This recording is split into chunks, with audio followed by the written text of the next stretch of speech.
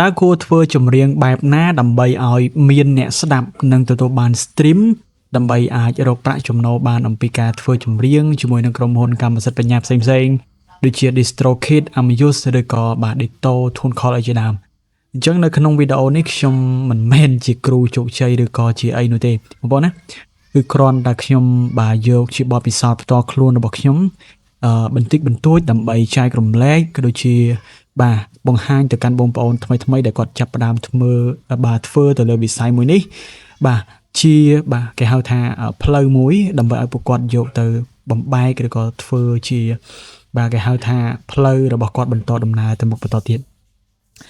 បាទអញ្ចឹងមែនតើតកតងជាមួយនឹងក្រុមហ៊ុនកម្មសិទ្ធិបញ្ញាគឺវាមានច្រើនបងប្អូនណាមាន Ditto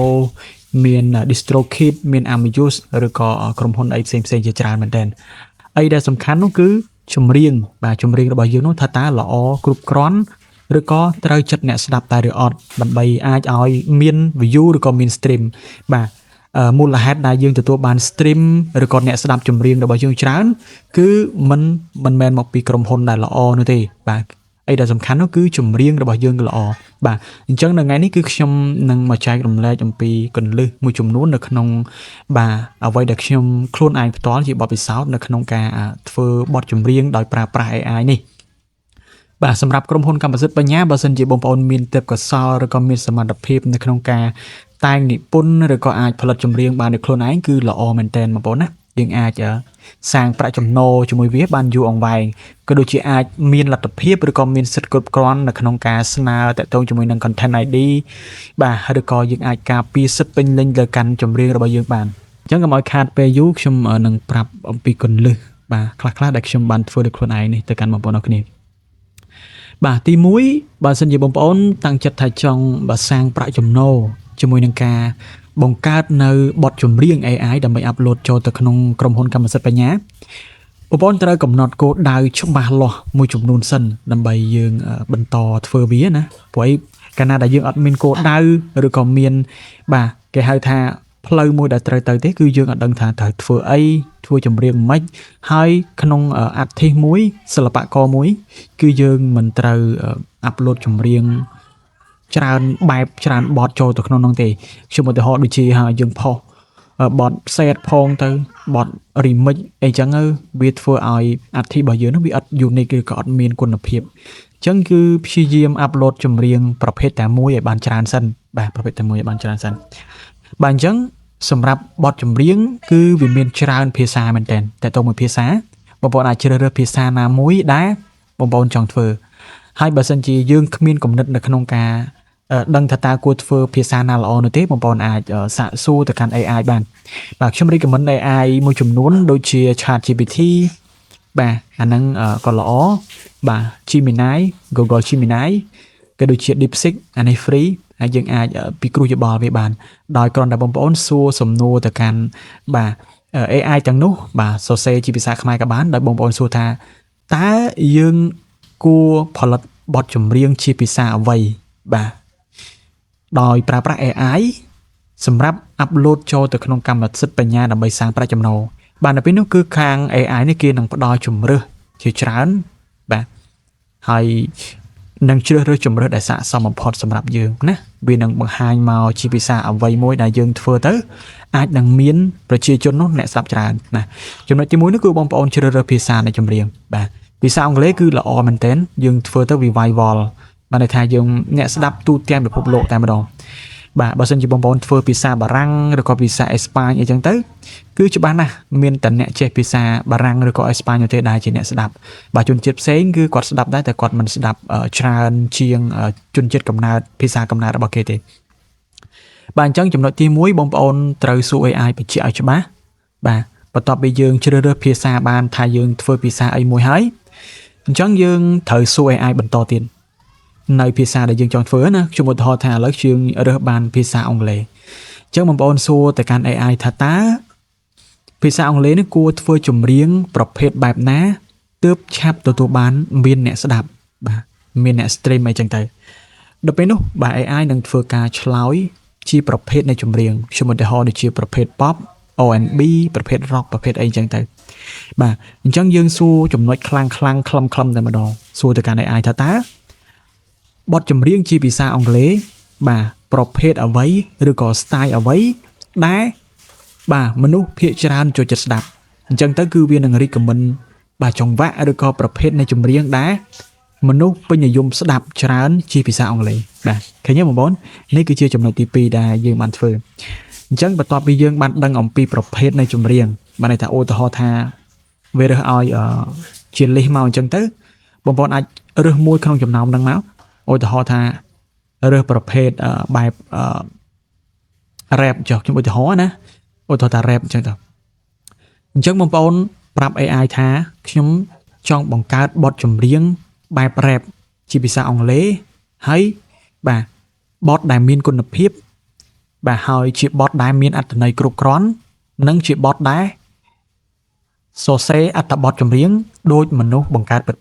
បាទត្រង់ចំណុចនេះខ្ញុំបន្ថែមបន្តិចតាក់ទងជាមួយ AI បងប្អូនបើសិនជាបងប្អូនប្រើ Google Gemini ឬក៏ ChatGPT បើសិនជាបងប្អូនបានបង់ subscription មានន័យថាយើងទិញគម្រោងវា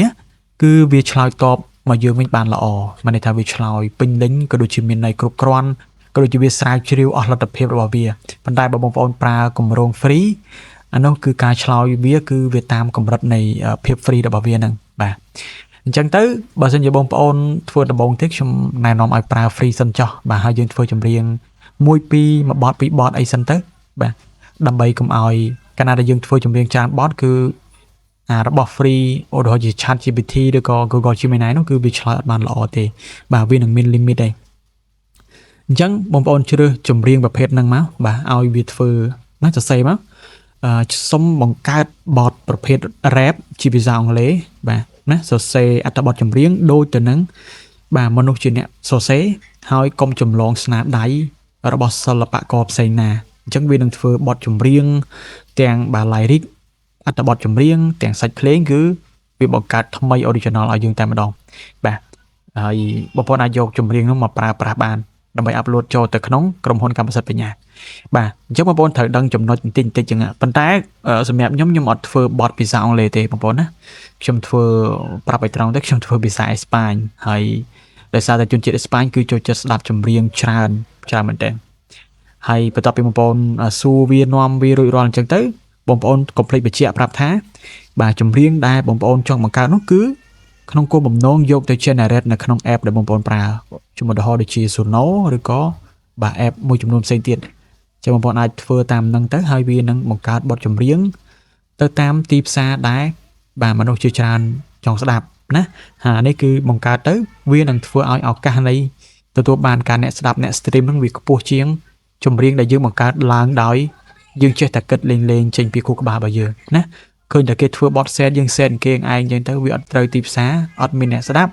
យើងប្រកាសជាបាក់ទឹកចិត្តអត់មានកម្លាំងចិត្តនៅក្នុងការបន្តធ្វើទៀតទេបាទអញ្ចឹងបងប្អូនអាចធ្វើតាមអ្វីដែលខ្ញុំប្រាប់ណាបងប្អូនអាចសាកធ្វើនិងទទួលបានលទ្ធផលហើយវាមិនមែនថាធ្វើតាមខ្ញុំប្រាប់ហ្នឹងទៅមាន stream ច្រើនផ្ទុះ view អីច្រើនភ្លាមទេវាអាស្រ័យទៅលើការព្យាយាមនិងការខិតខំប្រឹងប្រែងរបស់បងប្អូនយើងផងដែរបាទយើងបន្ត upload វាទៅបាទកុំ